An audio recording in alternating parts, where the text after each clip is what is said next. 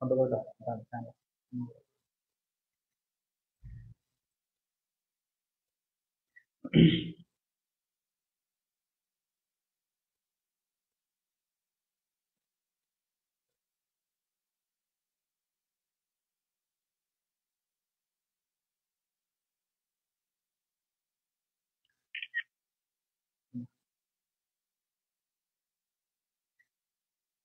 আসসালামু আলাইকুম, সবাইকে স্বাগতম জানাচ্ছি আজকে ক্লাসে। তোমরা যারা আমার সাথে যুক্ত হচ্ছ, আজকে কিন্তু আমরা পড়বো। ওকে, আশা করি ঠিক মতো শোনা যাচ্ছে, দেখা যাচ্ছে। এসএসসি 26-এর যারা রয়েছে দ্রুত একটু যুক্ত হয়ে যাও আমাদের সাথে আজকের এই ক্লাসে। তোমরা জানো যে আমরা হচ্ছে এই ক্লাসটা শুরু করা গত শুক্রবারে নেওয়ার কথা ছিল, কিন্তু আমরা নিতে পারিনি। কারণ হচ্ছে আমাদের ইলেকট্রিসিটি চলে গেছিল হঠাৎ করে অর্ধেক। আমরা প্রায় 5-10 মিনিট ক্লাস নিতে পেরেছিলাম, এরপরে আমাদের ইলেকট্রিসিটি চলে যায়। তো তোমরা যারা 26-এর আসো দ্রুত একটু ক্লাসটা শেয়ার করে দাও বন্ধু বান্ধব যারা আছে তাদের কাছে, আমাদের গ্রুপ। হ্যাঁ, আমাদের যারা শিক্ষার্থী রয়েছে সবাই একটু দ্রুত ক্লাসটা শেয়ার মেনশন করে দিবা। আমরা সময় নষ্ট করবো না, আমরা শুরু করে দিব আজকেই। খুব দ্রুত আমরা শুরু করে দিচ্ছি ইনশাআল্লাহ। তো প্রথম পত্রের প্রথম অধ্যায়, অর্থাৎ আমরা মৌলিক অর্থনৈতিক সমস্যা এবং এর সমাধান, এই অধ্যায়টা আমরা আজকে আলোচনা করব। তোমরা একটু দ্রুত যুক্ত হয়ে যাও এবং বন্ধু বান্ধব যারা আছে তাদের একটু শেয়ার মেনশন করে দাও, ঠিক আছে? আর কে কোন জায়গা থেকে আমাদের সাথে যুক্ত হচ্ছে আজকে আমাদের প্রথম ক্লাস 26-এর জন্য, তো যারা 25-এর শিক্ষার্থী আছে তারাও করতে পারবা, কোনো সমস্যা নেই এই ক্লাসটা। কারণ এখানে 25-26 সবারই এই টপিকটা আছে, প্রথম অধ্যায়টা।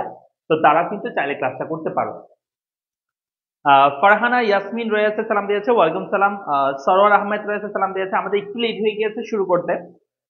আলিজা জাভেদ আমাদের সাথে রয়েছে, সালাম দিয়েছে। আমাদের সাথে ফারহানা ইয়াসমিন বলছে 26 ব্যাচ ফ্রম রাজশাহী। সরোয়ার আহমেদ রয়েছে, ওকে মেনশন করেছে, ধন্যবাদ ধন্যবাদ। যারা যারা মেনশন করছে অনেক অনেক ধন্যবাদ। অপু রয়েছে, স্যার আবারও হাজির চট্টগ্রাম থেকে, ওকে। তারপর হচ্ছে তুরহামুন রহমান বলছে, তুরহামুন রহমান বলছে, আসসালামু আলাইকুম ভাইয়া, আমি চট্টগ্রাম থেকে, ওকে। আমাদের সাথে সেলিম রয়েছে, সেলিম বলছে আসসালামু আলাইকুম, ওয়ালাইকুম সালাম। তারপর হচ্ছে, সরি, ফারিনা ফারিনা বিনতে সেলিম, আচ্ছা। তারপর হচ্ছে আমাদের সাথে রয়েছে আকি দেব নাদ, আমাদের সাথে রয়েছে আদাব স্যার, আদাব বলছে। তারপর হচ্ছে তোমাকেও ওকে। জান্নাত আমাদের সাথে রয়েছে রংপুর থেকে, আমাদের সাথে রয়েছে Sarwar Ahmed 26 batch, Brindaban government college থেকে, ওকে, হবিগঞ্জ এটা। তারপর আমাদের সাথে রয়েছে হাসান মেহেদি, হাসান মাহাদি, সরি মাহাদি, সালাম দিয়েছে দিনাজপুর থেকে। আমাদের সাথে আরো অনেকে যুক্ত হচ্ছে, মার্শাল্লাহ। ইভা, সরি, আঞ্জুমান এভা রয়েছে, সে রংপুর থেকে দেখতে পাচ্ছে। মিম আমাদের সাথে রয়েছে, সালাম দিয়েছে, ওয়ালাইকুম সালাম। সেলিমউদ্দিন আমাদের সাথে রয়েছে, সালাম দিয়েছে। আমাদের সাথে রয়েছে তৌহিদুল ইসলাম, আসসালামু আলাইকুম ভাইয়া টেকনাম থেকে, ওয়ালাইকুম সালাম। বন্ধু বান্ধব যারা আছে তাদেরকে একটু শেয়ার মেশন করে দাও। আফরিনা বিনতে সেলিম রয়েছে আমাদের সাথে, ভাইয়া কেমন আছেন? আলহামদুলিল্লাহ, তোমাদের সবার দোয়ায় অনেক অনেক ভালো আছি আমিও। মিম রয়েছে ঢাকা থেকে ক্লাস করছি, ওকে। রাশেদ পিকে রয়েছে, সালাম দিয়েছে। আমরা একটু দ্রুত শেয়ার মেনশন করে দিই, দ্রুত, কেমন? জাস্ট আমাদের হচ্ছে প্রায় 50 100 জন হইলে আমরা ক্লাস শুরু করে দিব। দ্রুত করো, দ্রুত করো, দ্রুত শেয়ার করে দাও। বাকিদেরকে একটু মেনশন করে দাও, যারা তোমাদের স্কুলের বন্ধু ছিল তাদেরকে একটু মেনশন করে দাও। বিভিন্ন গ্রুপ থাকে তোমাদের, প্রাইভেট গ্রুপ, অর্থাৎ মেসেঞ্জার গ্রুপ থাকে, হোয়াটসঅ্যাপ গ্রুপ থাকে, সেখানে তোমরা ক্লাসটা একবার শেয়ার করে দাও, যাতে তারাও আমাদের সাথে বা তোমাদের বন্ধু বান্ধবরা আমাদের সাথে যুক্ত হতে পারে, ঠিক আছে? শাহিদুল ইসলাম রয়েছে, আসসালামু আলাইকুম ভাইয়া চট্টগ্রাম থেকে। বেস্ট ফ্রেন্ড আমাদের সাথে যুক্ত হয়ে আছে, ওকে, আদাব sir. Sir Naogaon government college থেকে, আচ্ছা। তার রাজকুমার ওর নাম, ওকে। তারপর আমাদের সাথে রয়েছে এমডি সোহেল চট্টগ্রাম থেকে। আমাদের সাথে রয়েছে সুবাহ জাহান রয়েছে, সালাম দিয়েছে, ওয়ালাইকুম সালাম। আমাদের সাথে সানিয়া ফারজানা আমাদের সাথে রয়েছে, সালাম দিয়েছে, ওকে। আচ্ছা, সবাই সবাই দ্রুত করো, দ্রুত করো। এরপরে রয়েছে আমাদের সাথে নীল পরি বলছে চট্টগ্রাম থেকে। আমাদের সাথে রয়েছে টিপু, হবিগঞ্জ থেকে যুক্ত হয়ে আছে, মার্শাল্লাহ। বাকিরাও দ্রুত জানিয়ে দাও কে কোন জায়গা থেকে যুক্ত হচ্ছে। আমরা এখনই শুরু করে দিব, আমাদের ক্লাসটা একটু ওয়েট করাচ্ছি, কারণ সবাই আসুক। কারণ শুরু থেকে যদি সবাই না থাকে তাহলে তো মজা পাবে না মাঝখান দিয়ে ঢুকে, কেমন? সরর আহমেদ রয়েছে, আচ্ছা, মেনশন করেছে অনেকজনকে, ধন্যবাদ। মিম রয়েছে আমাদের সাথে, সালাম দিয়েছে। আমাদের সাথে সুমাইয়া চৌধুরী রয়েছে, সালাম দিয়েছে। টিপু আমাদের সাথে রয়েছে হবিগঞ্জ থেকে। আমাদের সাথে রয়েছে এমডি শাহিদুল ইসলাম রয়েছে, sir mention done, thank you, অনেক অনেক ধন্যবাদ যারা মেনশন করছো, অনেক অনেক ধন্যবাদ। ইফতেকার রয়েছে আমাদের সাথে, আহ বৃন্দাবিন গভর্নমেন্ট, বৃন্দাবিন, এটা বৃন্দাবিন লিখছো, বৃন্দাবন নাকি বৃন্দাবিন? আচ্ছা, সিলেট গভর্নমেন্ট কলেজ থেকে আমাদের সাথে রয়েছে আজিলা, সরি আলিজা, জাভেদ, জাভেদ আমাদের সাথে রয়েছে। আলিজা সিলেট গভর্নমেন্ট ও গভর্নমেন্ট ওমেন কলেজ থেকে আমাদের সাথে রয়েছে। রাশেদ পিকে স্যার, আমি বগুড়া থেকে, ওকে। তারপর আমাদের সাথে রয়েছে তহিদুল ইসলাম, ওকে, মেনশন করেছে অনেকজনকে। সাগর রয়েছে। এসএসসি 25 ব্যাচ কি কোনো কোর্স আছে? হ্যাঁ, এসএসসি 25 এর জন্য আমাদের গোল্ডেন ব্যাচে ক্লাস চলমান রয়েছে। গোল্ডেন ব্যাচে তোমরা হচ্ছে ভর্তি হতে পারবা অল সাবজেক্টের জন্য। আর যদি শুধু ইকোনমিক্স হয়, ইকোনমিক্স টার্গেট প্লাস ব্যাচে ভর্তি হতে পারবা, ঠিক আছে। আর 26-এর জন্য কিন্তু আমাদের কোর্স শুরু হয়ে গেছে, 26-এর অ্যাডভান্স ব্যাচ, যেটার ক্লাস শুরু হবে 10 তারিখ থেকে। কোর্সে ভর্তি চলছে, ক্লাস শুরু হবে 10 তারিখ থেকে। তোমরা যারা 26-এর আছো ওই ব্যাচে দ্রুত ভর্তি হয়ে যাও, অলরেডি অনেক স্টুডেন্ট ভর্তি হয়ে গেছে। তোমরা যারা এখনো ভর্তি হও না, দ্রুত ভর্তি হয়ে যাও। সেলিমউদ্দিন রয়েছে, শেয়ার ডান বলছে, থ্যাংক ইউ সেলিম। বন্যা রানী রয়েছে, আদাব স্যার বলছে আদাব। মিম রয়েছে সিলেট থেকে, আমাদের সাথে রয়েছে সেলিম। ভাই ইজিকুইন্স বইটা কি কখন পাওয়া যাবে? এই মাসে পাবা ইনশাল্লাহ। শেয়ার ডান বলছে আমাদেরকে আর কি দেবনাথ, থ্যাংক ইউ। যারা যারা শেয়ার করছো সবাই একটু শেয়ার ডান লিখবা, আমরা শুরু করে দিচ্ছি, কেমন? আমরা ক্লাস শুরু করে দিই, আর সময় নষ্ট নষ্ট না করে আমরা ক্লাস শুরু করে দিচ্ছি। তোমরা শেয়ার মেনশন করতে থাকো, ঠিক আছে। দেখো, আমরা প্রথম অধ্যায়ে, প্রথম পত্রের প্রথম অধ্যায়, এই অধ্যায়ের নাম হচ্ছে মৌলিক অর্থনীতির সমস্যা এবং এর সমাধান। গত ক্লাস আমি একটু করে পড়িয়েছিলাম, সেই অংশটুকু আবার একবার বলে দিচ্ছি, যারা মিস করছো তারা যেন বুঝতে পারো। তো আমরা অর্থনীতি বিষয়টা আসলে এভাবেই পড়ি যে আমাদের জীবনে, মানুষের জীবনে আর কি, সম্পদ হচ্ছে সীমিত, কেমন? এবং আমাদের জীবনে অভাব কিন্তু অনেক বেশি। তোমাকে যদি বলি তোমার কাছে কত টাকা আছে, বলবো স্যার আমার কাছে 100 টাকা আছে। এখন যদি তোমাকে জিজ্ঞেস করি তোমার কতগুলো অভাব আছে, তুমি বলবে স্যার আমার কিন্তু অনেক অভাব। আমার 100 টাকা দিয়ে বিরিয়ানি খাইতে ইচ্ছে করতেছে, আমার ঘুরতে যেতে ইচ্ছে করতেছে, আমার হচ্ছে কি করতে ইচ্ছে করতেছে, একটা টি শার্ট কিনতে ইচ্ছে করতেছে, অনেক অভাব, তাই না? কিন্তু তোমার কাছে সম্পদ কিন্তু সীমিত, তাই তো? তাহলে আমরা যদি বলি যে এই অধ্যায়ের মূল বিষয়টা হচ্ছে আমাদের জীবনে যেহেতু সম্পদ হচ্ছে একদম সীমিত, তো এখানে আমরা গতকালকে আমি একটা এক্সাম্পল নিয়েছিলাম, সেটা আমি আবার নিচ্ছি। মনে করো তোমার কাছে 100 টাকা আছে, এই 100 টাকা হচ্ছে তোমার কাছে সম্পদ আছে, 100 টাকা হচ্ছে তোমার কাছে সম্পদ। এই 100 টাকা দিয়ে তোমার কাছে তিনটা অপশন আছে, তুমি তিনটা কাজ করতে পারো 100 টাকা দিয়ে। একটা হচ্ছে, প্রথম যে কাজটা সেটা হচ্ছে তুমি 100 টাকা দিয়ে তুমি হচ্ছে তুমি একটা বই কিনতে পারো। সাপোজ তুমি একটা বই কিনতে পারো, খুব পছন্দের একটা বই তোমার, সেটা কিনতে পারো। 2 নম্বর হচ্ছে তুমি এই 100 টাকা দিয়ে তোমার পরীক্ষার ফি দিতে পারো। 3 নম্বর হচ্ছে তুমি এই 100 টাকা দিয়ে একটা, মনে করো যে একটা টি শার্ট কিনতে পারো। সাপোজ একটা তুমি টি শার্ট কিনবা, টি শার্ট তুমি কিনবা। তাহলে তোমার কাছে অপশন তিনটা, একটা হচ্ছে বই কিনা, পরীক্ষার ফি দেওয়া, একটা হচ্ছে টি শার্ট কিনা, কিন্তু তোমার কাছে সম্পদ কিন্তু একটাই, 100 টাকায় আছে।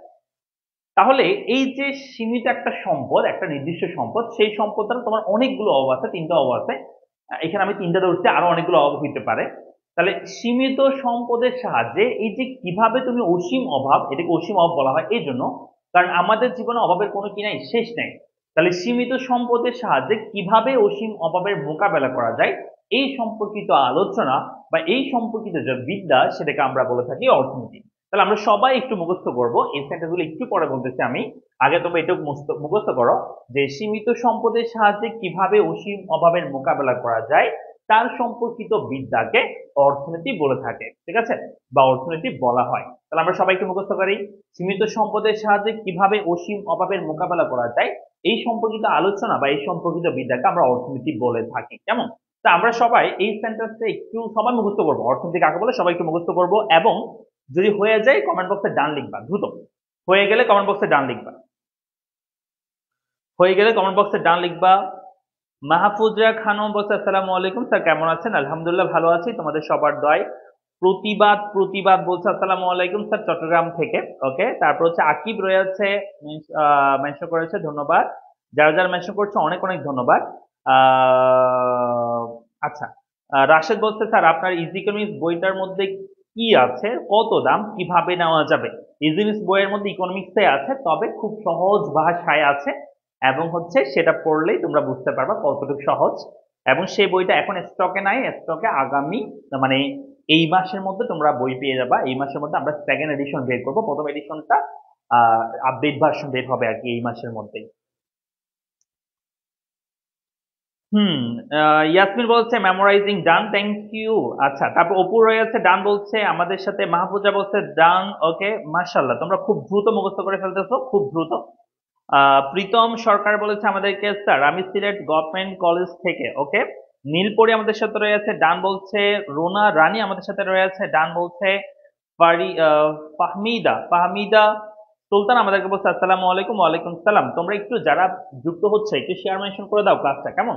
শেয়ার মেনশন করে দাও যাতে তোমাদের যারা বন্ধু বান্ধব আছে তারাও আমাদের সাথে যুক্ত হইতে পারে। ওকে, তো আমরা তাহলে অর্থনীতি কাকে বলে সেই বিষয়টা আমরা বুঝতে পেরেছি। আমরা বলবো, কেউ যদি বলে যে অর্থনীতি কাকে বলে, চোখ বন্ধ করে আমরা বলবো সীমিত সম্পদের সাহায্যে কিভাবে অসীম অভাবের মোকাবেলা করা যায়, এই সম্পর্কিত বিদ্যাকে আমরা অর্থনীতি বলে থাকি। এখন এই অর্থনীতি সম্পর্কে আমরা কয়েকটা ইনফরমেশন জেনে নিব। চলো, বলছে অর্থনীতি এমন একটি শাস্ত্র যেখানে সীমিত সম্পদের দ্বারা অসীম অভাব মেটানোর প্রচেষ্টা নিয়ে আলোচনা করা হয়। এই যে এতক্ষণ যা বলছি সেটাই, অর্থাৎ দুষ্প্রাপ্য সম্পদের মাধ্যমে, দুষ্প্রাপ্য সম্পদ মানে হচ্ছে সম্পদটা আমাদের কাছে পর্যাপ্ত না, যতটুকু প্রয়োজন ততটুকু না, সেটাকে আমরা দুষ্প্রাপ্য বলে থাকি, মাধ্যমে বিকল্প অভাব পূরণের উপায়সমূহ আলোচনা করা হয় অর্থনীতি। অর্থশাস্ত্রের চর্চা শুরু হয় প্রাচীন গ্রিসে, এটা মনে রাখবা। অর্থশাস্ত্রের আলোচনা শুরু হয় প্রাচীন গ্রিসে। ইংরেজিতে যে ইকোনমিক্স আমরা পড়ি, ইংরেজিতে এটাকে আমরা ইকোনমিক্স পড়ি অর্থনীতিকে, তো এটা বাংলা পরিভাষা হচ্ছে অর্থনীতি, যেটা এই ইকোনমিক্স শব্দটা একটা গ্রিক শব্দ। যেহেতু প্রাচীন গ্রিসে অর্থনীতি সম্পর্কে কথাবার্তা মানে আলোচনা শুরু হয়, অর্থশাস্ত্রের চর্চা শুরু হয়, তাই একটা গ্রিক শব্দ ওইকোনমিয়া, ওইকোনমিয়া থেকে এই ইকোনমিক্স শব্দটির উৎপত্তি হয়েছে, কেমন, উদ্ভব হয়েছে, যার অর্থ হচ্ছে এই ওইকোনমিয়ার অর্থ হচ্ছে গৃহস্থ বা গৃহ পরিচালনার বিষয়। গৃহ পরিচালনার বিষয় মানে হচ্ছে, গৃহ বলতে ঘরকে বোঝানো হয়, পরিবার, তাই না? গৃহ বা ঘরকে পরিচালনার বিষয়কে আমরা কি বলছি? ইকোনমিক বলছি। অর্থাৎ এই ইকোনমিয়া শব্দটার বাংলা অর্থ হচ্ছে গৃহ পরিচালনার বিষয়। ওকে, তাহলে আমরা এখান থেকে কয়েকটা বেশি ইনফরমেশন মনে রাখবো। একটা হচ্ছে অর্থনীতি কাকে বলে, এটা মনে রাখবো এক নম্বরে। দুই নম্বরে আমরা মনে রাখবো ইকোনমিক শব্দটা কোথেকে এসেছে, ওইকোনমিয়া শব্দ থেকে। এই ওইকোনমিয়া শব্দের অর্থ কি? অর্থ হচ্ছে গৃহ বা গৃহস্থ পরিচালনার বিষয়। আর প্রাচীন গ্রিসে প্রথম অর্থশাস্ত্রের আলোচনা কি হয়, শুরু হয়। এই ইনফরমেশন গুলো মনে রাখবা। চলে আসি আমরা পরবর্তী স্লাইডে বা পরবর্তী টপিকে আমরা যাচ্ছি। দেখো, এখন আমরা যেটা দেখবো সেটা হচ্ছে আহ আমরা বলবো যে বিভিন্ন অর্থনীতিবিদ ইকোনমিক্স বা এই যে অর্থনীতি, এটাকে বিভিন্ন ভাবে সংজ্ঞায়িত করেছেন। বিভিন্ন অর্থনীতিবিদ বলে থাকেন যে এটাকে বলা হয় সম্পদের বিজ্ঞান, কেমন?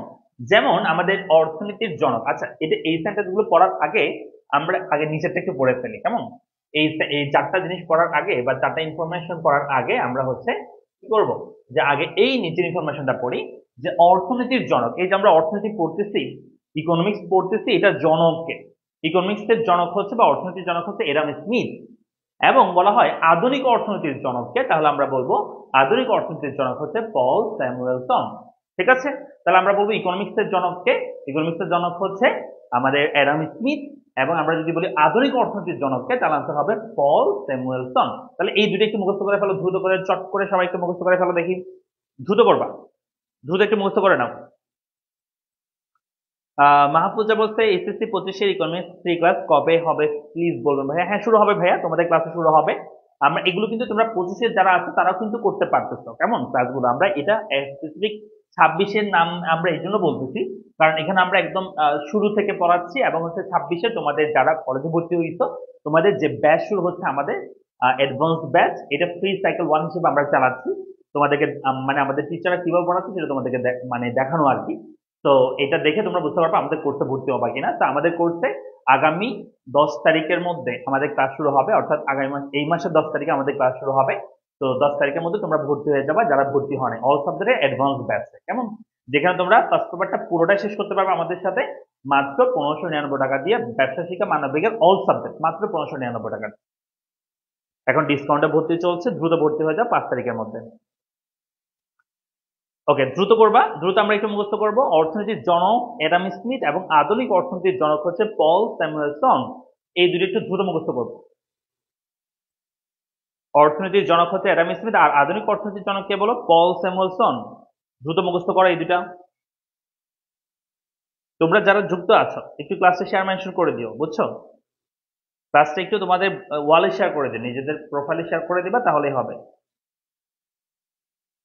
জাস্ট এখানে শেয়ার বাটনে ক্লিক করে শেয়ার করে দাও। 26-এর সুদ ইকোনমিক্সের কোর্স নাই, 26-এর হচ্ছে অল সাবজেক্টের কোর্স আছে এখন, অল সাবজেক্ট। সুদ ইকোনমিক্সের কোর্স এখন নাই, কেমন? তোমাদের এখন অল সাবজেক্ট কোর্সে ভর্তি হইতে হবে 26-এর যারা আছে, সেখানে আমি পড়াবো ইকোনমিক্স। সুদ ইকোনমিক্সে 26-এর কোর্স নাই ভাইয়া, কেমন?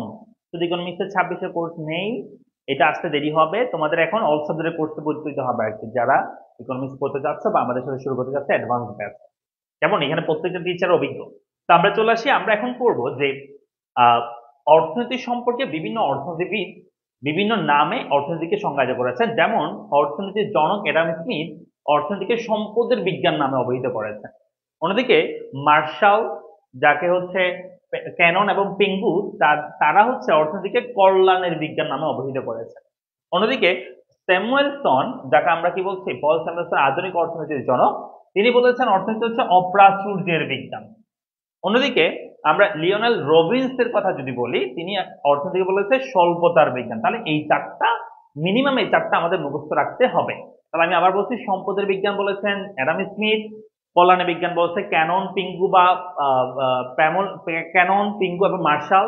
এরপর হচ্ছে অপ্রাচুর্য বিজ্ঞান বলেছে স্যামুয়েলসন, এবং হচ্ছে রবিনস বলেছেন আমাদেরকে স্বল্পতার বিজ্ঞান। এই চারটা একটু দ্রুত মুখস্থ করে ফেলো দেখি, দ্রুত করবা, এই চারটা একটু দ্রুত মুখস্থ করে নাও, এই চারটা একটু দ্রুত মুখস্থ করে নাও। ভাইয়া 25-এর শুধু ইকোনমিক্সের কোর্স আছে? হ্যাঁ, 25-এর ইকোনমিক্সের কোর্সে জাস্ট আমাদের 20 তারিখ থেকে ক্লাস শুরু হয়ে আছে, 4-5টা ক্লাস দিচ্ছে। ইকোনমিক্স টার্গেট প্লাস আছে, সেই ব্যাচে ভর্তি হতে পারো, সেই ব্যাচে ভর্তি হতে পারো, ইকোনমিক্স টার্গেট প্লাস ব্যাচে ভর্তি হতে পারো। আমাদের পেজে মেসেজ দাও, দেন ভর্তি হয়ে যাও, 999 টাকা দিয়ে কোর্সে ভর্তি হতে পারবা ইকোনমিক্স টার্গেট প্লাস ব্যাচ। মুখস্থ ডান বলছে প্রতিবাদ, ওকে, দ্রুত করো। সম্পদের বিজ্ঞান কে বলেছেন? সম্পদের বিজ্ঞান হচ্ছে অ্যাডাম স্মিথ। তারপর আমরা বলেছি কল্যাণের বিজ্ঞান বলেছেন হচ্ছে মার্শাল, ক্যানন, পিঙ্গু, এবং হচ্ছে অপ্রাচুর্যের বিজ্ঞান স্যামুয়েলসন, আর স্বল্পতার বিজ্ঞান হচ্ছে লিওনেল কি হবে, রবিনস হবে। লিওনেল রবিনস হচ্ছে অপ্রাচুর্যের বিজ্ঞান। অপ্রাচুর্য মানে কি একজন বলছে? অপ্রাচুর্য মানে বোঝাচ্ছে, আমরা প্রাচুর্য মানে বোঝাই যে যেটার অনেক অনেক কি আছে, তোমার অ্যাভেলেবিলিটি আছে, মানে তার টাকা পয়সার কোনো কি নাই, শেষ নাই, তাহলে বলি প্রাচুর্যের কোনো শেষ নাই। আর অপ্রাচুর্য মানে হচ্ছে যেখানে স্বল্পতা আছে, যেখানে তোমার স্কারসিটি আছে, মানে দুষ্প্রাপ্যতা আছে বা জিনিসের কম আছে, সেটাকে আমরা বলি অপ্রাচুর্য। কেমন? মানে প্রাচুর্যতা নেই, বুঝছো? কারণ ইকোনমিক্সে আমরা সম্পদ যেহেতু আমাদের অপ্রাচুর্য, সেটা দিয়ে আমাদের অসীম অপকে মোকাবেলা করতে হয়, তাই এখানে অপ্রাচুর্যের বিজ্ঞান নামে বলেছেন স্যামুয়েলসন।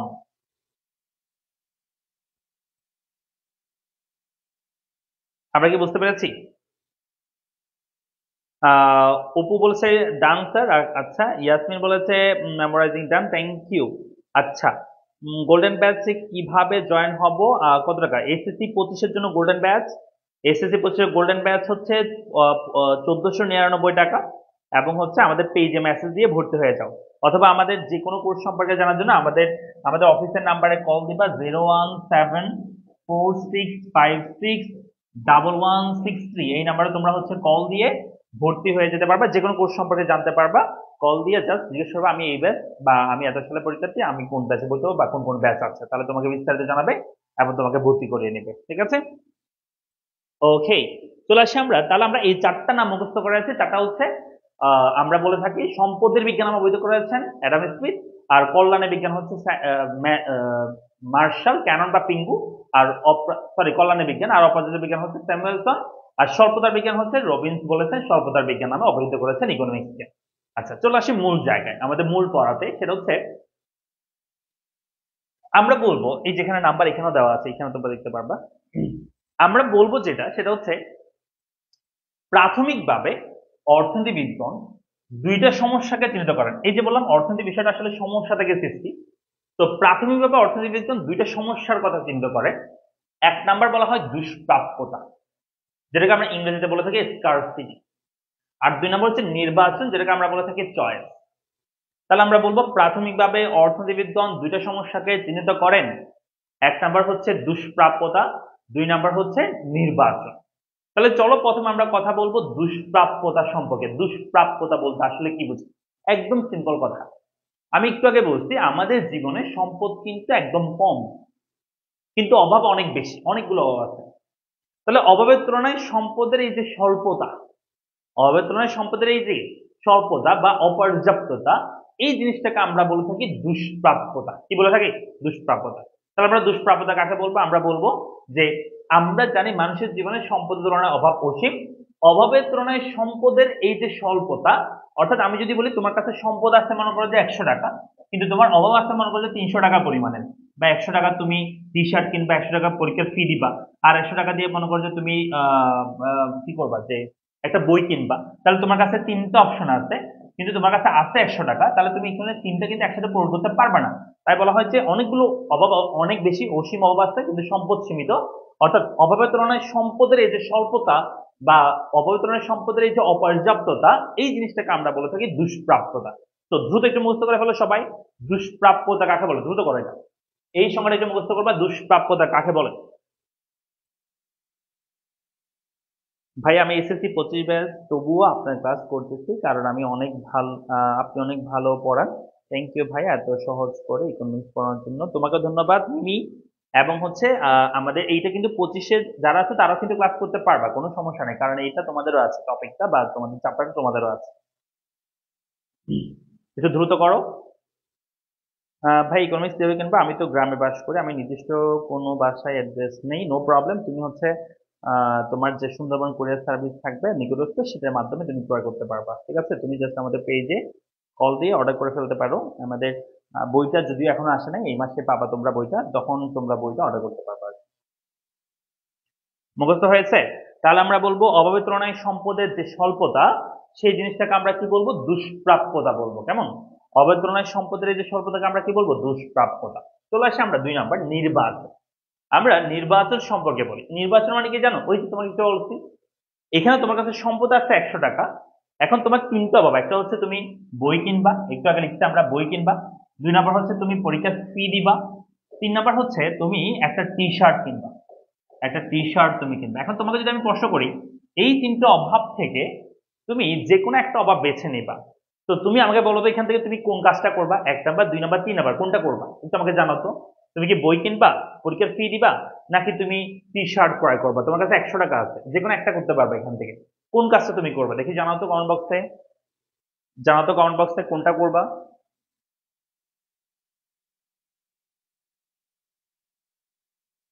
ফারহানা বলছে এক্সামের ফি দিব, ওকে। তারপর হচ্ছে আমাদেরকে ইশরা বলেছে 1 নাম্বারটা, 1 নাম্বার হচ্ছে বই কিনবে বলতেছে, আচ্ছা। তারপর হচ্ছে জান্নাত বলছে আমাদেরকে এক্সাম ফি দিব, বই কিনবো বলছে অপু। অনেকে বলছে এক্সাম ফি দিবে, অনেকে বলছে বই কিনবে। আচ্ছা, বিষয়টা হচ্ছে এমন, বিষয়টা হচ্ছে আহ ভাই আমি এসএসসি 25-এর, আপনার কি চলমান কোনো ব্যাচ আছে? সামনে কি 25-এর ব্যাচ চলতেছে ভাইয়া? 25-এর তাগড়া প্লাস ব্যাচে ভর্তি চলতেছে, 25-এর তাগড়া প্লাস ব্যাচে ভর্তি চলতেছে।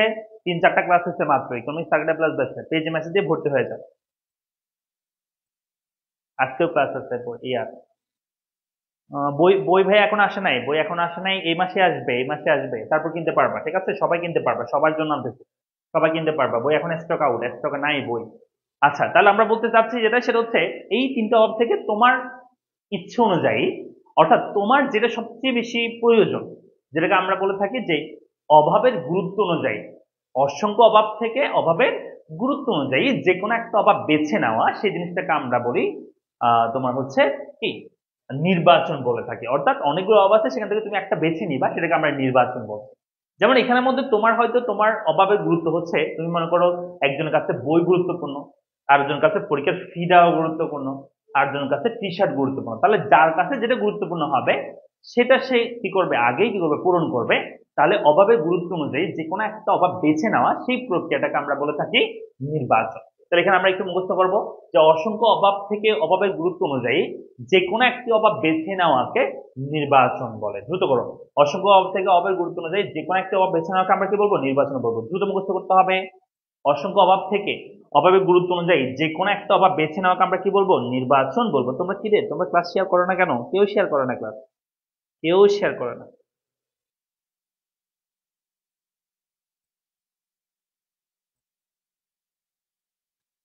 স্বর্ণা বলছে আমি 25-এর, কিন্তু স্যারের ক্লাসগুলো মিস করতে মন চায় না, তাই ক্লাস করছি। 25-এ তোমাদের কাজে আসবে, এটা যে একদম 26-এর জন্য এমন কিন্তু না, কেমন?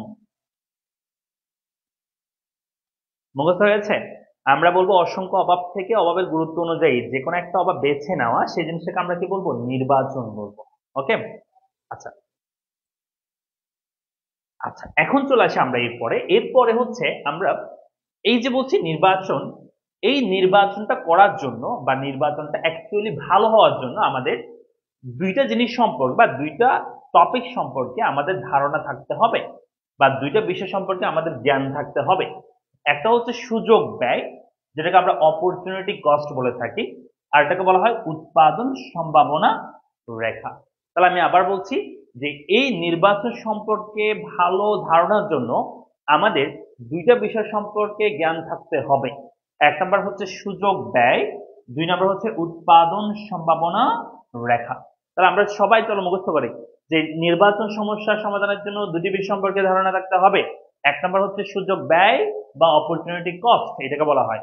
আর দুই নম্বর হচ্ছে উৎপাদন সম্ভাবনা রেখা বা প্রোডাকশন পসিবিলিটি কার্ভ, বা এটাকে প্রোডাকশন পসিবিলিটি ফ্রন্টিয়ার, পিপিএফ ও বলা হয়। এটাকে আমরা পিপিসিও বলি, প্রোডাকশন পসিবিলিটি কার্ভ, এটাকে আবার পিপিএফ ও বলা হয়, পিপিএফ প্রোডাকশন পসিবিলিটি ফ্রন্টিয়ার বলা হয়, কেমন?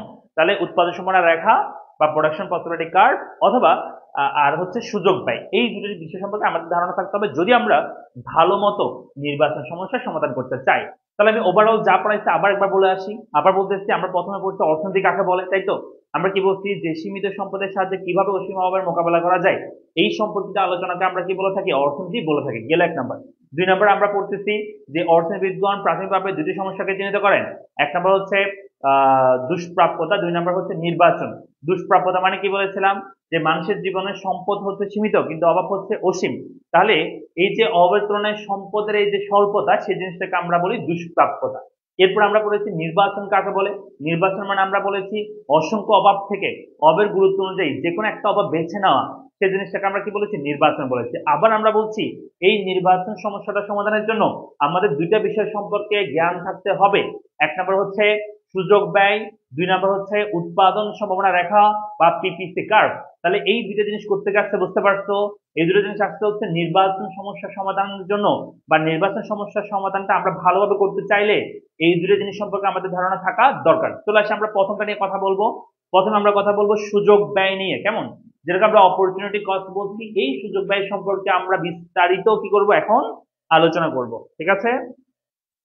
শেয়ার করেছে সবাই, শেয়ার করছো সবাই, শেয়ার করে শেয়ার ডান লিখবা। একটু সবাই যারা যারা আছে সবাই শেয়ার করে শেয়ার ডান লিখবা। তোমরা শেয়ার না করলে তো আমার থেকে আর ক্লাস নিতে ইচ্ছে করবে না, করবে? তোমরা যদি এত কম স্টুডেন্ট হও, মাত্র মাত্র 35 জনের মতো ক্লাস করতেছো, এত কম স্টুডেন্ট হলে কেমন হবে? দ্রুত দ্রুত ক্লাসে শেয়ার মেনশন করে দাও। 100-150 স্টুডেন্ট না হলে তাহলে কেমনে ক্লাস করাচ্ছি? এত ফ্রি ক্লাস দিচ্ছি, তাও তোমরা যদি ক্লাস না করো তাহলে কেমন হবে? দেখো, আমরা সুযোগ ব্যয় সম্পর্কে আমরা হচ্ছে এখন আহ কি করবো? আলোচনা করব সুযোগ ব্যয় মানে কি। কথার মধ্যে বোঝা যায় যে সুযোগ ব্যয় বলতে আমরা এমনি নর্মালি যেটা বুঝে থাকি যে কোন একটা সুযোগ তুমি যদি গ্রহণ করো, সেই সুযোগটা গ্রহণ করার ফলে অপর যে সুযোগটা তোমাকে হাতছাড়া করতে হবে, সেইটাকে বলা হয়, বা সেখান থেকে যে ইনকামটা হইতো সেটাকে বলা হয় সুযোগ ব্যয়। যেমন একটা এক্সাম্পল নাও, সহজ কথায় বললে এরকম, আমরা যদি ফাইন্যান্স, যদি ব্যবসা শিক্ষার কেউ হয়ে থাকো তারা বুঝতে পারবা। আমরা এভাবে যদি চিন্তা করি যে কোন একটা, তোমার কাছে মনে করো 1 লক্ষ টাকা আছে, এই 1 লক্ষ টাকা তুমি হচ্ছে কি করবা? কোন একটা ব্যাংকে তুমি জমা রাখবা। তো ক ব্যাংক তোমাকে বললো, যে তাদের কাছে তুমি যদি টাকাটা জমা রাখো, তাহলে তারা তোমাকে 10% কি দিবে? ইন্টারেস্ট দিবে। অন্যদিকে আরেকটা ব্যাংক মনে করো, যে ব্যাংকের নাম হচ্ছে গ ব্যাংক, যেই ব্যাংক তোমাকে বললো যে তাদের কাছে তুমি যদি টাকাটা রাখো, তাহলে তোমাকে 15% ইন্টারেস্ট দিবে, বা সুদ তোমাকে 15% করে দিবে। তাহলে তুমি এখন কোন ব্যাংকে টাকা জমা রাখবা? ক ব্যাংকে নাকি গ ব্যাংকে? দেখি বলো তো, দেখি দেখি কারা কারা চালাক আছে এখানে, বলো। যে তোমাকে যদি 1 লক্ষ টাকা জমা রাখতে বলে, ক ব্যাংক যদি বলে যে 10% ইন্টারেস্ট দিবে, আর গ ব্যাংক যদি বলে 15% ইন্টারেস্ট দিবে, তাহলে তুমি কোন ব্যাংকে টাকাটা জমা রাখবা? দ্রুত বলতে হবে। বলো, তুমি কোন ব্যাংকে টাকাটা জমা রাখবা?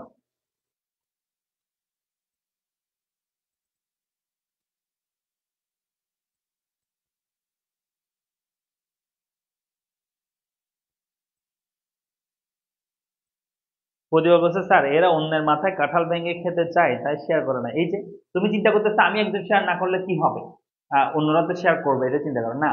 তোমাকে নিজেকে এগিয়ে আসতে হবে, কেমন? তুমি একটা শেয়ার করলে তখন তোমার দায়িত্ব সেখানে শেষ। অপু বলছে ক ব্যাংকে টাকা জমা রাখবে। অপু তুমি কি ক ব্যাংকে রাখবা? অপু, হ্যাঁ, দেখো আমরা গ ব্যাংকে রাখবো, এই ব্যাংকে রাখবো কারণ সে হচ্ছে আমাদেরকে বেশি বেশি কি দিচ্ছে, ইন্টারেস্ট দিচ্ছে। তা আমি যদি গ ব্যাংকে টাকাটা রাখি তাহলে আমি এই ক ব্যাংকে টাকাটা রাখতে পারবো না, তাই না?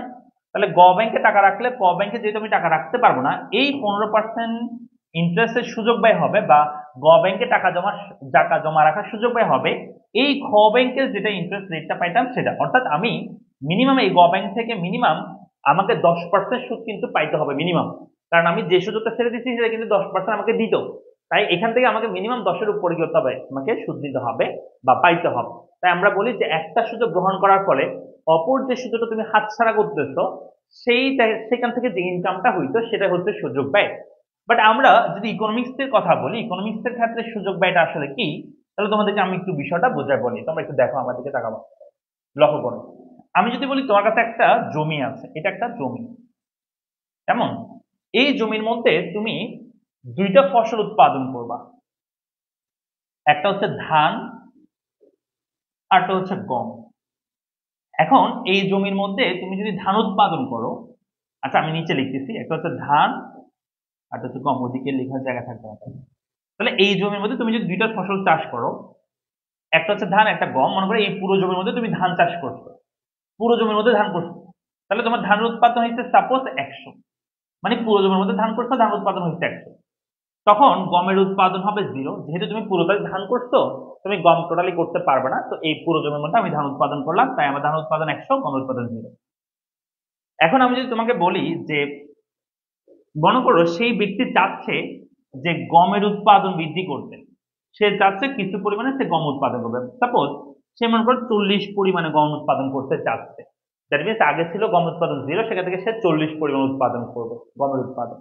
অর্থাৎ সে এখানে কিছু অংশে ধান তো করবে আর কিছু অংশে কি করবে, সে গম উৎপাদন করবে আর কি। তাহলে যদি গমের সে অতিরিক্ত উৎপাদন করতে চায় বা গমের উৎপাদন বৃদ্ধি করতে চায়, তাহলে তাকে ধানের উৎপাদন একটু ছেড়ে দিতে হবে। প্রশ্ন তার ছেড়ে কেন দিতে হচ্ছে, কারণ তুমি এই জমিটার তোমার কাছে একটা সীমিত সম্পদ, তোমার কাছে আর তো নাই জমি, এই জমির মধ্যে তোমাকে দুইটা চাষ করতে হবে। তো তুমি যদি ধান ধান একটু কমাই করো, গম একটু করো, তাহলে ধানের উৎপাদন একটু কমে যাবে, গমের উৎপাদন একটু কি হয়ে যাবে, বেড়ে যাবে। অর্থাৎ আমি বোঝানোর চেষ্টা করছি যে তুমি যদি গমের উৎপাদন বাড়াতে চাও তাহলে তোমাকে ধানের উৎপাদন স্যাক্রিফাইস করতে হবে। তাহলে আমরা যদি মনে করি যে গমের উৎপাদন 0 থেকে 8 হলে ধানের উৎপাদন মনে করো 100 থেকে হয়ে গেল মনে করো 50 হয়ে গেল, মানে ধানের উৎপাদন কমে গেছে। আবার মনে করো তুমি যে পুরো জমির মধ্যে তুমি মনে করো যে গম চাষ করবা, ধান চাষ আর করবাই না, রাগ করছো আর কি, মনে করো গম চাষ করবা। তো গম চাষ করলে মনে করো পুরো জমির মধ্যে গমের উৎপাদন হয় মনে করো 100, অথবা মনে করো যে 120 হয়, সাপোজ 120। তখন মনে করো তোমার ধানের উৎপাদন হবে একদম 0, ধান উৎপাদন কত হবে, একদম 0 হবে। তাহলে বিষয়টা ভালো করো, তাহলে সুযোগ ব্যয়টা কেমন আসতেছে দেখো। সুযোগ ব্যয় মানে হচ্ছে কোন একটা দ্রব্যের অতিরিক্ত উৎপাদনের জন্য অপর দ্রব্যের উৎপাদন যতটুকু ছেড়ে দিতে হবে, সেই ছেড়ে দেওয়ার পরিমাণটাকে আমরা বলি সুযোগ ব্যয় অর্থনীতির ভাষায়।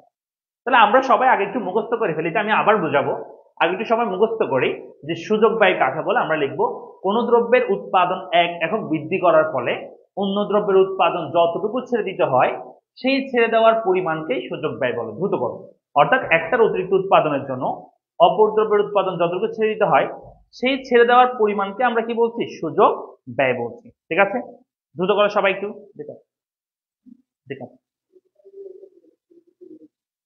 আচ্ছা, তাহলে আমরা বলতেছি যে আহ কোনো দ্রব্যের অতিরিক্ত উৎপাদনের জন্য বা এক একক অতিরিক্ত উৎপাদনের জন্য বৃদ্ধির জন্য অপর দ্রব্যের উৎপাদন যতটুকু ছেড়ে দিতে হয় বা হাতছাড়া করতে হয় সেই ছেড়ে দেওয়ার পরিমাণটাকে আমরা কি বলে থাকি, সুযোগ ব্যয় বলে থাকি। ওকে, দ্রুত করো।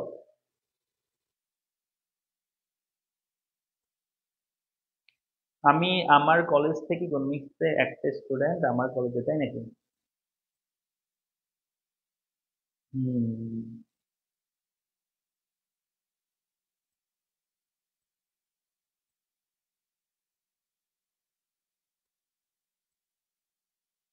হয়েছে, পারবো।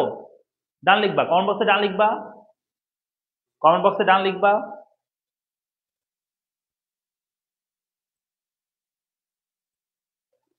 মুখস্থরে ডান লিখো। সুযোগ ব্যয় কাকে বলে? আমরা বলবো কোন দ্রব্যের অতিরিক্ত উৎপাদনের জন্য অপর দ্রব্যের উৎপাদন যতটুকু ছেড়ে দিতে হয় বা হাতছাড়া করতে হয় সেই ছেড়ে দেওয়ার পরিমাণকে আমরা কি বলবো? সুযোগ ব্যয় বলবো। কেমন? তাহলে আমি যদি তোমাকে এখন প্রশ্ন করি, ভালো করে শুনবা, তোমাকে যদি এখন প্রশ্ন করি যে 7 একক গম উৎপাদনের জন্য 7 একক গম উৎপাদনের সুযোগ ব্যয় কত? আমি প্রশ্ন করলাম 7 একক গম উৎপাদনের সুযোগ ব্যয় কত? তার মানে বোঝাচ্ছি গমের উৎপাদন 0 থেকে 7 হলে সেই ক্ষেত্রে সুযোগ ব্যয় কত? তখন তুমি দেখবা অপর যে দ্রব্যটা আছে সেই দ্রব্যের উৎপাদন কত হ্রাস পাচ্ছে সেটা। বলো তো দেখি আনসার সবাই। আমি বলতেছি গমের উৎপাদন 7 একক হলে সেই ক্ষেত্রে সুযোগ ব্যয় কত? দ্রুত আনসার করবো। গমের উৎপাদন 7 একক হলে সেই ক্ষেত্রে সুযোগ ব্যয় কত? গমের উৎপাদন 7 একক হলে, গমের উৎপাদন কত হলে? 7 একক হলে সেই ক্ষেত্রে সুযোগ ব্যয় কত? দ্রুত আনসার করো। গমের উৎপাদন 7 একক হলে সেই ক্ষেত্রে সুযোগ ব্যয় কত? গমের উৎপাদন 7 একক হলে সেই ক্ষেত্রে সুযোগ ব্যয় কত? দ্রুত আনসার করতে হবে। গমের উৎপাদন 7 একক হলে সেই ক্ষেত্রে সুযোগ ব্যয় কত? এটা মুছে দিচ্ছি আমি। গমের উৎপাদন 7 একক হলে সেই ক্ষেত্রে সুযোগ ব্যয় কত? কাইসার হামিদ সালাম দিয়েছে, ওয়ালাইকুম সালাম। গমের উৎপাদন 7 একক হলে সেই ক্ষেত্রে সুযোগ ব্যয় কত? ভালো আছি ভাইয়া, আলহামদুলিল্লাহ। এটা আমাকে দ্রুত জানাও। ওকে, ইসরা আমাদেরকে বলেছে যে তখন আমাদের সুযোগ ব্যয় হবে 6। তারপর আমাদেরকে প্রতিবাদ বলছে 6 হবে। স্যার বুঝতেছি না, কেন বুঝতেছো না ইয়াসমিন? দেখো আমি বলছি গমের উৎপাদন 0 থেকে 7 হলে এটার এই যে তুমি কোন একটা দ্রব্যের বেশি উৎপাদন করতে চাচ্ছ, আগে যত ছিল তার চেয়ে বেশি করতেছে, এটার ফলে অপর দ্রব্যটার উৎপাদন আগে ছিল 11, সেখান থেকে 5 হয়ে গেছে। তাহলে অপর দ্রব্যটার উৎপাদন কতটুকু কমছে বলো? অপর দ্রব্যের উৎপাদন কমছে হচ্ছে 6 একক। কত একক বলো? 6 একক কমে গেছে। 6 একক। তাহলে সেটাকে আমরা কি বলবো? সুযোগ ব্যয় বলবো। আমরা বলবো যে গমের উৎপাদন 7 হলে সেক্ষেত্রে সুযোগ ব্যয় হচ্ছে ধানের উৎপাদন 6 বা 6 একক হচ্ছে তখন সুযোগ ব্যয় হবে।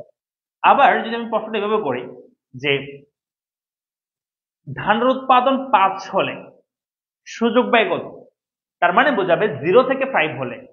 আমি আবার বলতেছি, যখন একটু আগে বলছি যে গমের উৎপাদন 7 হলে সুযোগ ব্যয় কত, তার মানে 0 থেকে 7 বোঝাচ্ছে। ঠিক সেম ভাবে ধানের উৎপাদন যদি আমি বলি যে 5 হলে, ধানের উৎপাদন কত হলে? ধানের উৎপাদন 5 হলে, তার মানে 0 থেকে 5 হলে বোঝাচ্ছে আর কি। ধানের উৎপাদন 0 থেকে 5 হলে তাহলে সুযোগ ব্যয় কত? দেখি আনসার করো তো। এটা আনসার করো দেখি সবাই। আমরা বলছি ধানের উৎপাদন 5 হলে তাহলে সুযোগ ব্যয় কত? ধানের উৎপাদন 5 হলে তাহলে সুযোগ ব্যয় কত? দ্রুত বলবা। ধানের উৎপাদন 5 হলে তাহলে সুযোগ ব্যয় কত? ধানের উৎপাদন 5 হলে তাহলে সুযোগ ব্যয় কত? সেলিমউদ্দিন বলছে আমাদেরকে 3 হবে উত্তর। বাকিরা জানাও দেখি। আমরা বলছি ধানের উৎপাদন 5 হলে সুযোগ ব্যয় কত? জাহান ইসরা বলেছে আমাদেরকে 3 হবে। প্রতিবাদ বলছে 3 হবে। সবাই আনসার করবা, কেমন? না পারলেও বলবা স্যার পারতেছি না বা বুঝতেছি না বলবা। ভয় পাওয়ার কোনো দরকার নাই, ঠিক আছে? তোমরা শিখতে আসছো তো বলবা যে স্যার বুঝতে পারি নাই।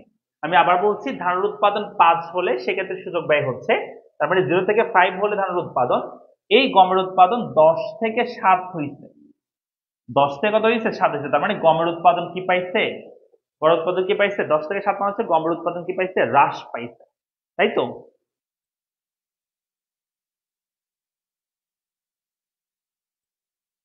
তাই তো, তাহলে আমরা বলতে পারি যে 0 থেকে 7 হলে, মানে আমরা বলতে পারি ধানের উৎপাদন, এই ধানের উৎপাদন 0 থেকে 5 হলে, দ্যাট মিনস ধানের উৎপাদন 5 হলে সুযোগ ব্যয় হচ্ছে 10 থেকে 7 হইছে। তো এটা কমে গেছে কত বলো? কমে গেছে 3। যেটা কমছে সেটাই হচ্ছে সুযোগ ব্যয়, যতটুকু কমে গেছে। আনসার হবে 3। যারা বুঝো নাই দেখো, বুঝতে পারো কিনা দেখো আমার কথা। তাহলে আনসার কি হবে? যে ধানের উৎপাদন 0 থেকে 5 হলে আমাদের গমের উৎপাদন হবে 10 থেকে 7। তার মানে গমের উৎপাদন কি হয়ে গেছে? 10 থেকে 7 কমে গেছে। কত কমছে? 3 কমছে। ওই 3টাই হচ্ছে সুযোগ ব্যয়, যতটুকু কমে যাচ্ছে সেটা। ওকে, তাহলে আমরা আরেকটা বলি। এখানে একটা কনফিউশন আবার লেগে যাবে। দেখো কনফিউশনটা হচ্ছে এমন, আমি যদি বলি ধানের উৎপাদন যদি 10 হয় তাহলে সুযোগ ব্যয় কত? আমি কিন্তু 7 থেকে 10 বলি নাই, বলছি কত? ধানের উৎপাদন, আচ্ছা সেটা আগে বলে ফেলি। আগে যদি বলি যে ধানের উৎপাদন, গমের উৎপাদন 7 থেকে 10 হলে তাহলে সুযোগ ব্যয় কত? আনসার করো। গমের উৎপাদন 7 থেকে 10 হলে তাহলে সুযোগ ব্যয় কত? গমের উৎপাদন গমের উৎপাদন 7 থেকে কত হলে বলো তো? 7 থেকে 10 হলে, 10 হলে সুযোগ ব্যয় কত? সুযোগ ব্যয় কত? আনসার করো। গমের উৎপাদন 7 থেকে 10 হলে সেক্ষেত্রে সুযোগ ব্যয় কত? গমের উৎপাদন 7 থেকে 10 হলে সুযোগ ব্যয় কত? গমের উৎপাদন 7 থেকে 10 হলে সুযোগ ব্যয় কত? এই যে রাশেদ বলছে 5 হবে, প্রতিবাদ বলছে 5 হবে। হ্যাঁ, তার মানে এটা 7 থেকে 10 হলে এটা 5 থেকে 0 তে চলে আসে, তার মানে এক্ষেত্রে 5 কমে গেছে। 5 যদি কমে যায় তার মানে এখানে সুযোগ ব্যয় হবে কত? 5। আশা করি পারবা। এখন প্রশ্ন যদি এভাবে বলি আমি, যে গমের উৎপাদন 7 থেকে 10 না বলে আমি যদি বলি শুধু 10 হলে, গমের উৎপাদন 10 হলে সুযোগ ব্যয় কত? সুযোগ ব্যয় কত?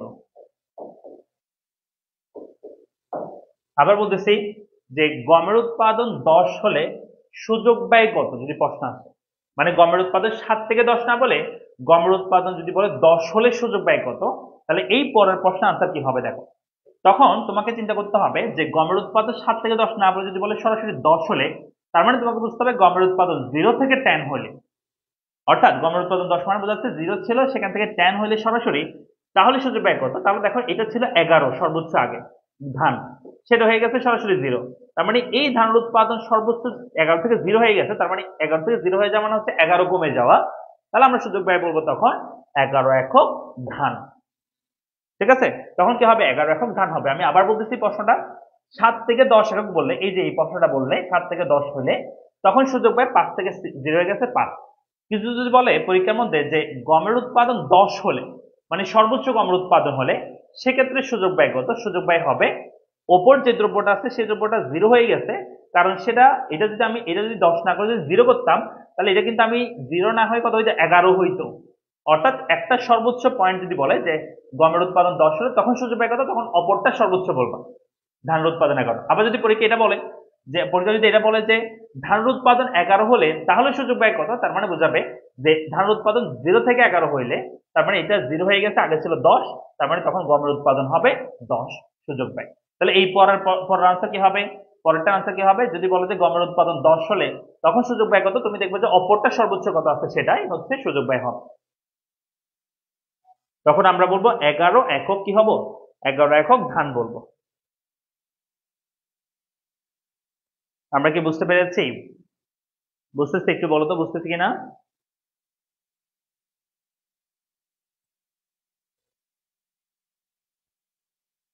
তাহলে আমরা বলবো যে গমের উৎপাদন 10 হলে তখন সুযোগ ব্যয় হচ্ছে, ধানের উৎপাদন কত বলবো আমরা? ধানের উৎপাদন 11 বলবো। আমি যদি পরীক্ষা বলে যে ধানের উৎপাদন 11 হলে সুযোগ ব্যয় কত, তখন তুমি বলবা 10 একক ধান বলবো তখন।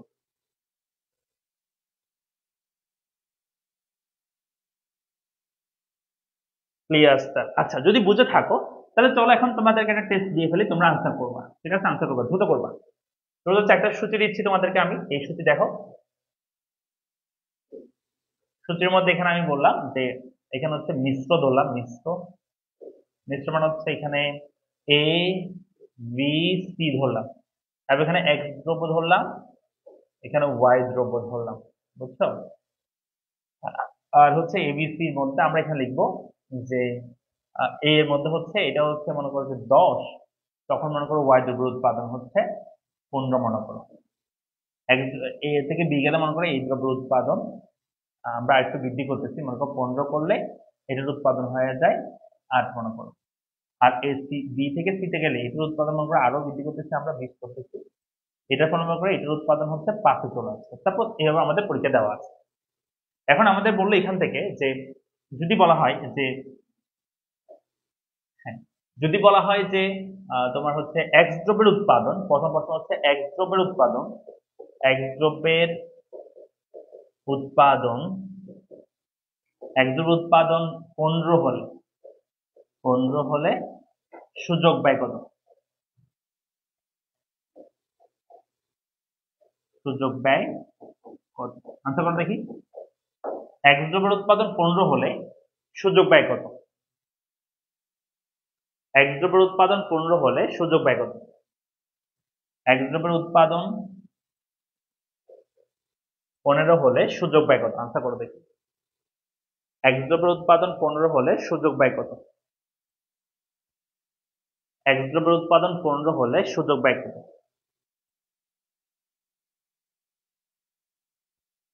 এক দ্রব্যের উৎপাদন 15 হলে সুযোগ ব্যয় কত বলছে? এটা ছিল 10, এটা হচ্ছে 15, বুঝছো? এক দ্রব্যের উৎপাদন 15 হলে সুযোগ ব্যয় কত? বিভিন্ন আশা দিতে পারছে, অনেকে বলছে 10, অনেকে বলছে 5, অনেকে বলছে 20, অনেকে বলছে 10, অনেকে বলছে 7। কোন দিকে যাব বলো তো? কাইজার হামিদ বলছে 7 হবে, রাশেদ বলছে 7 হবে, সরওয়ার আহমেদ বলছে 7 হবে, শাহিদুল ইসলাম বলছে 10 হবে, মাহফুজা খানম বলছে 7 একক হবে। দেখো আমি একটু বলি, এখানে এক দ্রব্য 15 বলতে বোঝাচ্ছে এক দ্রব্য যদি 10 থেকে 15 হয় সেটা বোঝাচ্ছে, মাথা রাখবা। মানে এটা যদি এক দ্রব্যের উৎপাদন 10 থেকে 15 হয় মানে বৃদ্ধি পাচ্ছে, সেটা চিন্তা করবা। এক দ্রব্যের উৎপাদন 15 হলে তার মানে 10 থেকে 15 হলে বোঝাচ্ছে, তাহলে ওয়াই দ্রব্যের উৎপাদন কতটুকু হ্রাস পাইছে সেটাই সুযোগ পাই। এটা এটা 7 থেকে এটা 15 থেকে কিন্তু 8 হয়ে গেছে। তো 15 থেকে 8 হয়ে যাওয়া মানে কি, কত কমে গেছে? 7 কমে গেছে না? 15 থেকে 8 হয়ে গেছে, তার মানে 7 কমে গেছে, ওই 7টাই হচ্ছে সুযোগ পাই। তার মানে এক দ্রব্যের উৎপাদন 15 বলতে 10 থেকে 15 হলে বোঝাচ্ছি, তাহলে এই ওয়াই দ্রব্যের উৎপাদন কমে গেছে। কত কমে গেছে? 15 থেকে 8 হয়ে গেছে, তার মানে 7 কমে গেছে। তো সেই 7টাই হচ্ছে সুযোগ ব্যয় হবে।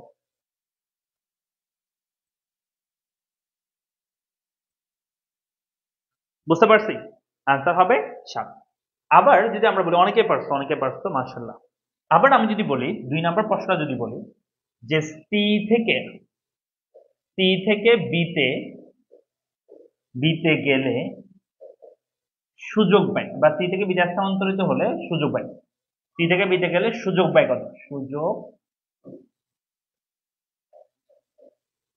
সুযোগ ব্যয় কত বলো? সি থেকে বিতে গেলে সুযোগ ব্যয় কত? দ্রুত বলতে হবে। সি থেকে বিতে গেলে সুযোগ ব্যয় কত? সি থেকে বিতে গেলে সুযোগ ব্যয় কত? সি থেকে বিতে গেলে সুযোগ ব্যয় কত? এক নাম্বারটা আবার বলতেছে, এক নাম্বারটা বলছে এক্স দ্রব্যের উৎপাদন 15 হলে, তার মানে এই এক্স দ্রব্যের উৎপাদন 10 থেকে 15 হইলে আর কি, এই 15 হলে বোঝাচ্ছে বলতে 10 থেকে 15 হলে এই ওয়াই দ্রব্যের উৎপাদন যতটুকু কমে যায় সেটাকে আমরা সুযোগ ব্যয় বলি। তুমি কি আগে ক্লাস করছো প্রথম থেকে ক্লাস করলে বুঝবা না, তো বুঝবা না, অর্ধেকের মধ্যে আসলে তো বুঝবা না। আবার বলতেছি, এই এক দ্রব্যের উৎপাদন 10 থেকে 15 হলে এই ওয়াই দ্রব্যের উৎপাদন 15 থেকে 8 হয়ে যায়, তার মানে এই 15 একক বলতে বোঝাচ্ছে এক দ্রব্য 10 থেকে 15 হলে, তার মানে এটা বৃদ্ধির ফলে এটা হ্রাস পাচ্ছে। কত হ্রাস পাচ্ছে? 15 থেকে 8 হয়ে গেছে, তার মানে 7 হ্রাস পাচ্ছে, ওই 7 হচ্ছে সুযোগ ব্যয় হবে। তাহলে এটার আনসার হবে, প্রথমটার আনসার হবে 7, এই প্রথমটার আনসার কত হবে? 7 হবে।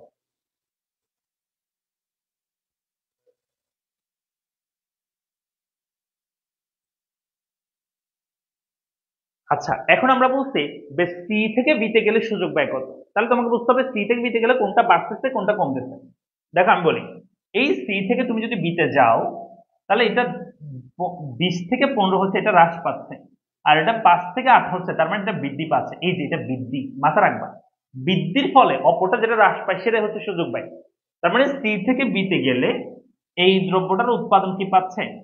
বৃদ্ধি পাচ্ছে, এটার উৎপাদন হ্রাস পাচ্ছে। তাহলে একটা দ্রব্যের অতিরিক্ত মানে বেশি উৎপাদনের জন্য অপর দ্রব্যের উৎপাদন কতটুকু ছেড়ে দিচ্ছি সেটা সুযোগ ব্যয়।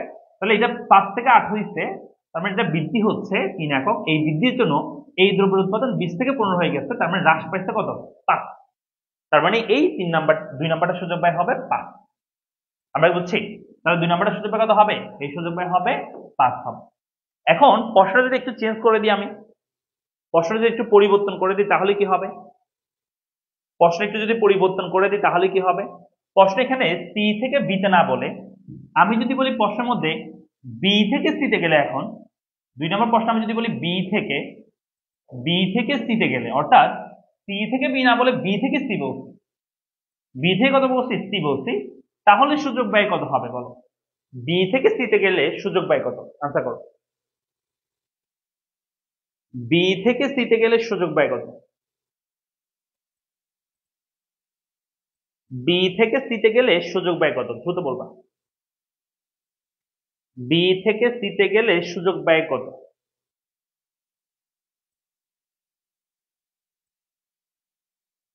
বি থেকে সিতে গেলে সুযোগ ব্যয় কত? বি থেকে সিতে গেলে সুযোগ ব্যয় কত? আচ্ছা, তোমরা যারা 26-এর আছো অ্যাডভান্স ব্যাচে ভর্তি হও নাই, ঠিক আছে, দ্রুত ভর্তি হয়ে যাও। অ্যাডভান্স ব্যাচে কিন্তু 10 তারিখ থেকে ক্লাস শুরু হয়ে যাবে অল সাবজেক্টের, বুঝছো? আর এই কোর্সে আমরা ফার্স্ট পার্ট পুরোটাই পড়াবো, ফার্স্ট পার্ট পুরোটাই অল সাবজেক্টের ব্যবসা শিক্ষা মানবিকের সব সাবজেক্টের ফার্স্ট পার্ট পুরোটাই মাত্র 1599 টাকা দিয়ে, বুঝছো? এখন ভর্তি অফার চলতেছে, এখন ভর্তি হয়ে যাও, 10 তারিখ থেকে ক্লাস শুরু হয়ে যাবে। বি থেকে সিতে গেলে চলো আমরা একটু দেখি। দেখো, বি থেকে যদি সিতে যাই, এই এক দ্রব্যের উৎপাদন 15 থেকে 20 হয়, তার মানে এটা এই যে বৃদ্ধি পাচ্ছে 15 থেকে 20-এর ফলে এই দ্রব্যের উৎপাদন কি পাচ্ছে? হ্রাস পাচ্ছে। তাহলে আমরা জানি যে বৃদ্ধির ফলে কোন একটা দ্রব্যের অতিরিক্ত উৎপাদনের জন্য অপর দ্রব্যের উৎপাদন যতটুকু ছেড়ে দিতে হয়, তাহলে এটা 15 থেকে 20 হচ্ছে বিদায়, এটা বৃদ্ধি পাচ্ছে বিদায় এটার উৎপাদন 8 থেকে 5 হয়ে গেছে। তাহলে ছেড়ে দিয়েছি কত? ছেড়ে দিচ্ছে হচ্ছে 3। তাহলে সেক্ষেত্রে উত্তর হবে কত? উত্তর হবে 3। দেখো তো বুঝো কিনা সবাই?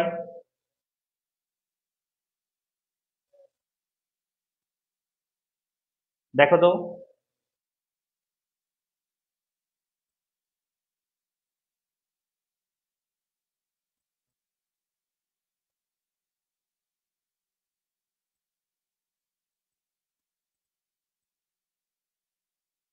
তাহসিনুল জিসান, তোমাকে আমি এখন ব্লক মেরে দিব, ঠিক আছে? ভালো লাগবে তখন ফাজলামি করতে আসছে এখানে, তোমাদেরকে শিখতে হবে।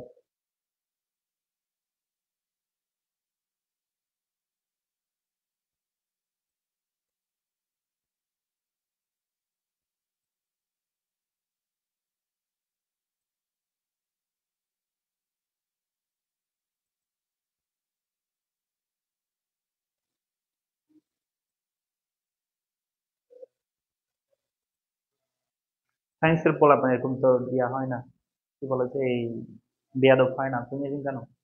আচ্ছা দেখো, বি থেকে সিতে গেলে সুযোগ ব্যয় কত? আনসার হচ্ছে 3 হবে। ওকে, তাহলে আমরা এটা দিলাম। এখন তোমাদেরকে আমরা বলি যে এখানে যে তোমার সূচিটা আছে, এই সূচি থেকে আমরা এখন যেটা করব সেটা হচ্ছে আমরা একটা চিত্র আঁকবো, যেটাকে আমরা সুযোগ ব্যয়ের রেখা বলবো বা সুযোগ ব্যয় চিত্র বলবো, ঠিক আছে? ভালো হয়ে যাও। আমরা তোমাদের মানে কি একটা অবস্থা, মানে বলো যে কৃমি যদি বেশি হয় পেটের মধ্যে, বাচ্চা কতগুলো আছে মানে ছেলে পেলে, কৃমি বেশি হলে যে যে অবস্থা হয় আর কি। দেখো, সুযোগ পেয়ে আমরা রেখা আঁকবো। তো এখানে আমরা যে কোনো একটা এই ইস্যু থেকে যদি আমরা একটা রেখা আঁকি, তাহলে ধান এবং গম তুমি ভূমি অঙ্কে বা লম্ব অঙ্কে যে কোনো এক পাশে ধরতে পারো। মনে করো আমি হচ্ছে ধান লম্ব অঙ্কে ধরলাম, ওকে, আর হচ্ছে আমি গম ধরবো ভূমি অঙ্কে। তুমি চাইলে গমটা ভূমি লম্ব অঙ্কে, ধানটা ভূমি অঙ্কে ধরতে পারো, কোনো প্রবলেম নাই। এবং এই ইস্যু থেকে আমাদের যদি পরীক্ষা বলে তো একটা উৎপাদন সুযোগ ব্যয় রেখা আঁকো, তাহলে কেমন করবো সেটাই বলতেছি। তো এখানে ধানের মধ্যে আছে 11, 5, 0। তো এখানে যে সংখ্যা আছে হুবহু সেই সংখ্যা কিন্তু বসে না, তোমাকে মাথায় রাখতে হবে। তোমাকে একটা নির্দিষ্ট অনুপাত আগাইতে হবে। মনে করো আমরা 5 করে ধরতে পারি ধানের ক্ষেত্রে, সেখানে আমরা ধরলাম 5, 10, 15। 5, 10, 15, ঠিক আছে? অন্যদিকে আমরা যদি নিচের দিকে বলি, নিচের দিকে হচ্ছে গম, তাহলে গম হচ্ছে 0, 7, 10। জিশান বলতেছে অপমান ভাই, তুমি তো নির্লজ্জ, তুমি আবার এসব মেসেজ কমেন্ট করতেছো, চুপচাপ বের হয়ে যাওয়া যায় না? আচ্ছা দেখো, নিচে হচ্ছে গম, তো গমের ক্ষেত্রে এখানে হবে 0, 7, 10। তাহলে এখানে আমরা লিখতে পারি কি হবে? 0, 7, 10। তাহলে আমরা এখানে 5 করে ধরি, চলো 5 করে ধরি। তো 5, 10, 15 ধরলাম। তো 5, 10, 15, ঠিক আছে? এখন আমরা এখানে যেটা করব সেটা হচ্ছে উম চিত্রকূটা আঁকবো। চিত্র কেমন আঁকবো? প্রথমত আসো, প্রথম সংমিশ্রণ দেখো, ধান যদি 11 একক হয়, গমের উৎপাদন 0, তাহলে সেই বিন্দুটাকে আমাদের বের করতে হবে। অর্থাৎ এই ধান যদি 11 হয়, গমের উৎপাদন হবে 0। তার মানে এই গম 0 হলে ধান হবে 11। দ্যাট মিনস এই গমটা যদি আমরা 0 বসাই, 0 নিই, তখন ধানের উৎপাদন হবে 11। 11 মানে এখানে 11 যেহেতু নাই, তা আমরা এখানে আমি অন্য একটা প্যান নিই। হ্যাঁ, এখানে 11 যেহেতু নাই, এই 10-এর একটু উপরে এখানে আমাদের প্রথম বিন্দুটা হবে। দেখো বুঝো কিনা? গমের উৎপাদন 0, মানে গমের উৎপাদন 0 অবস্থায় ধানের উৎপাদন হচ্ছে 11, প্রথম বিন্দু হবে আমাদের এই জায়গায়। প্রথম বিন্দুটা বুঝতে পারছো না? একটু দেখো সবাই, প্রথম বিন্দুটা বুঝতে পারছো না? একটু দেখো।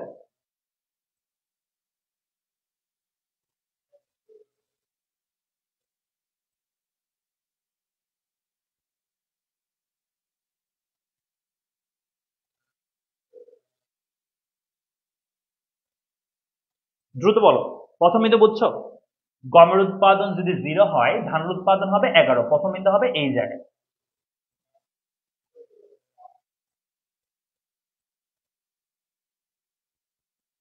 এখন চলে আসি দ্বিতীয় বিন্দুতে। দ্বিতীয় বিন্দু হচ্ছে ধানের উৎপাদন যদি 5 হয়, গমের উৎপাদন হচ্ছে 7। তাহলে এই ধানের উৎপাদন 5 হলে গমের উৎপাদন হচ্ছে 7। তাহলে আমরা বলতে পারি এই যে ধানের উৎপাদন যদি কত হয়, 5 হয়, এই যে ধানের উৎপাদন 5, এই যে ধানের উৎপাদন 5, তখন গমের উৎপাদন হবে 7। অর্থাৎ এই ধানের উৎপাদন 5 অবস্থায় গমের উৎপাদন 7 এ যাবে। এখন 7 কোথায় পাবো? এখানে 5 থেকে তো যাবো বুঝতাম, 7 কোথায় হবে? 7 হচ্ছে 5 যদি এখানে হয়, 10 যদি এখানে হয়, 7 মনে করো এই অবস্থায়। তাহলে এখান থেকে আমাদের দ্বিতীয় বিন্দু হবে এই জায়গায়। কেমন? তাহলে ধানের উৎপাদন 5 হলে গমের উৎপাদন কত? 7। এই ধানের উৎপাদন 5 হলে গমের উৎপাদন কত? 7। এটা হচ্ছে আমাদের দ্বিতীয় বিন্দু।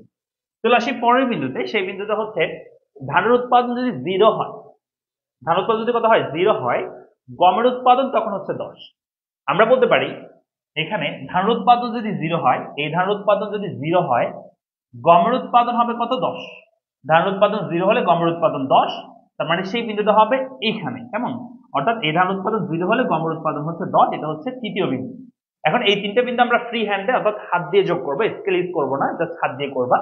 এই তিনটা বিন্দু জাস্ট এভাবে করে যোগ করে দিবা। এটাই হচ্ছে আমাদের সুযোগ ব্যয় রেখা। সুযোগ ব্যয় রেখা।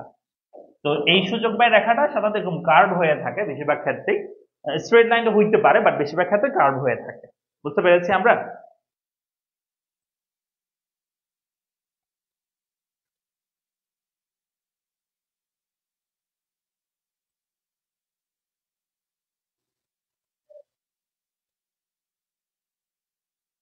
স্যার এই চিত্র কি গ্রাফ পেপার রাখতে হবে? না, এই চিত্র হচ্ছে তোমাদেরকে খালি যে খাতায় আমরা লিখি, সাদা খাতায়, সেটাতে তোমাদের করতে হবে। কারণ পরীক্ষা হলে তোমাদেরকে ইকোনমিক্স এর জন্য গ্রাফ পেপার দেওয়া হবে না, তোমাদেরকে খালি খাতায় লিখতে হবে।